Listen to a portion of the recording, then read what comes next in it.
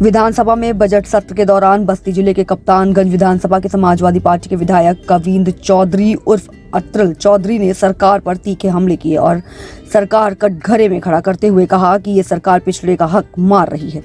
Paramedical Ayurveda की भर्ती में 270 की जगह सिर्फ 126 सीटें पिछड़ों को देना इसका उदाहरण है। साथ ही गन्ना मूल्य वृद्धि नई तहसील को सृजित करने की मांग भी उठाई। विधानसभा में अपना बात रखते हुए कप्तानगंज विधानसभा के विधायक कविंद्र चौधरी उर्फ अतुल चौधरी ने कहा कि अखिलेश यादव के नेतृत्व में समाजवादी पार्टी की सरकार रही तो प्रदेश में गन्ना किसान समृद्धि हुए। प्रदेश में गन्ना किसानों की आमदनी की फसल है, बावजूद इसके इस सरकार ने गन्ना मूल्य में सिर्फ 20 रुपए की बढ़ोतरी की। इससे किसानों का भला नहीं होने वाला है। उन्होंने सदन में गन्ना मूल्य 450 रुपया प्रति कुंटल करने की मांग की। इसके अलावा सरकार में उन्होंने जवाब मांगा कि पिछले दिनों पैरामेडिकल आयुर्वेद के लिए प्रदेश में 1002 पदों के लिए नियुक्ति निकाली गई, जिसमें ओबीसी के लिए महज 126 सीटें रखी गई थी, जबकि संविधान के अनुसार 26% आरक्षण वाले ओबीसी वर्ग को 270 सीटें मिलनी चाहिए थी, लेकिन सरकार ने ऐसा नहीं किया। ये पिछड़े समाज के साथ धोखा है। विधानसभा में हमलावर होते हुए कप्तानगंज विधानसभा के विधायक कविंद्र चौधरी उर्फ अतुल चौधरी ने अपनी मांग उठाई और कहा कि उनके विधानसभा में कम क्षमता वाले ट्रांसफार्मर लगे होने के कारण वे आए दिन खराब हो जाते हैं। ट्रांसफार्मर की क्षमता वृद्धि के लिए उन्होंने सरकार को लिखा भी है, बावजूद इसके सरकार खामोश है और कम क्षमता ट्रांसफार्मर से विद्युत आपूर्ति कराई जा रही है, जिससे नागरिक परेशान है। उन्होंने सरकार से मांग की है कि कम क्षमता वाले ट्रांसफार्मर को बदलकर बड़ी क्षमता के ट्रांसफार्मर लगाए जाएं। इसके साथ प्रदेश के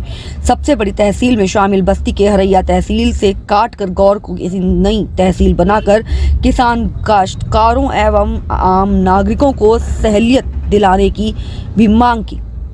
विधायक कविंद्र चौधरी उर्फ अतुल चौधरी ने महापुरुषों की मूर्तियों के साथ उपद्रवी दुर्व्यवहार कर रहे इस तरह के तमाम मूर्तियों की स्थापना कर रहे हैं। इस तरह से मामलों को रोकने के लिए कड़े कानून बनाए जाएं। कप्तानगंज विधानसभा के खराब सड़कों का जिक्र करते हुए उन्हें सुदृढ़ करने की मांग की। उन्होंने और भी ध्यान आकृष्ट करते हुए कहा कि दोबोला पंचवेड़वा मार्ग तेनुई चेत सिंह कुर्ता होते हुए गोबिया सुजिया मार्ग बेलवरिया जंगल से होते हुए राजाबाग जाने वाला मार्ग काफी खराब है, जिसे आवागमन में लोगों को परेशानी हो रही है। उन्होंने इस सड़कों को चौड़ीकरण एवं उच्चारण कराने की सदन से मांग की है। बहुत बहुत धन्यवाद अधिष्ठाता महोदय, आपने महामहिम राज्यपाल महोदय के अभिभाषण पे बोलने का मौका दिया, इसके लिए आपको बहुत बहुत धन्यवाद। मैं अपनी बात शुरू करने से पहले संविधान निर्माता बाबा साहब भीमराव अम्बेडकर जी को नमन करता हूं तथा कप्तानगंज विधानसभा की सम्मानित देवतुल्य जनता को प्रति बहुत आभार प्रकट करता हूं। मान्यवर, मैं आपके माध्यम से कहना चाहता हूं कि मैं बस्ती जनपद के विधानसभा कप्तानगंज से चुन के आया हूं। मान्यवर, मेरा जनपद में गन्ना कैश क्रॉप की तरह है। मान्यवर, आदरणीय अखिलेश यादव जी की सरकार में 5 साल की सरकार में लगातार आदरणीय अखिलेश यादव जी ने हर 100 रुपये बढ़ाने का काम किया था, मगर ये वर्तमान की सरकार ने गन्ने का दाम अब चुनाव को देखते हुए बढ़ाया भी तो महज 20 रुपए। मान्यवर, मैं आपके माध्यम से निवेदन करना चाहता हूं, जब तक गन्ने का दाम 450 रुपए प्रति कुंटल नहीं हो जाएगा तब तक गन्ना किसानों की काम चलने वाला नहीं है। मान्यवर, मैं आपके माध्यम से निवेदन करना चाहता हूं कि हमारे बस्ती जनपद में हरैया तहसील है, जिसमें 15 से 35 राजस्व गांव है। प्रदेश में मान्यवर ये शायद सबसे बड़ी तहसील होगी। बड़ी तहसील होने के साथ यहाँ पर जनता के समस्याओं का निस्तारण समय पे नहीं हो पाता, इसलिए मैं सदन के माध्यम से निवेदन करना चाहता हूँ कि गांव को एक नई तहसील बनाई जाए। मान्यवर, मेरे विधानसभा में बिजली की समस्या से भी लगातार लोग जूझ रहे हैं। ट्रांसफार्मर अक्सर खराब हो जाने के कारण लोगों को काफी कठिनाई का सामना करना पड़ रहा है। मैं आपके माध्यम से सरकार से कहना चाहता हूं कि सरकार सर्वे करा ले और जो ट्रांसफार्मर है उनका क्षमता बढ़ाने का काम करे। मेरे द्वारा लगातार सरकार को पत्र भी लिखे गए, मगर उस पत्र पे कोई कार्रवाई नहीं हुई। इसीलिए आपसे निवेदन है, क्योंकि तमाम जगह ऐसी समस्याएं आ रही हैं, क्षमता कम होने की वजह से ट्रांसफार्मर लगातार खराब हो रहे हैं, नए लगने के 2-3 दिन के अंदर वापस से वो खराब हो जा रहे हैं। इसीलिए मान्यवर वहां पे सर्वे करा के उनकी क्षमता बढ़ाने की जरूरत है।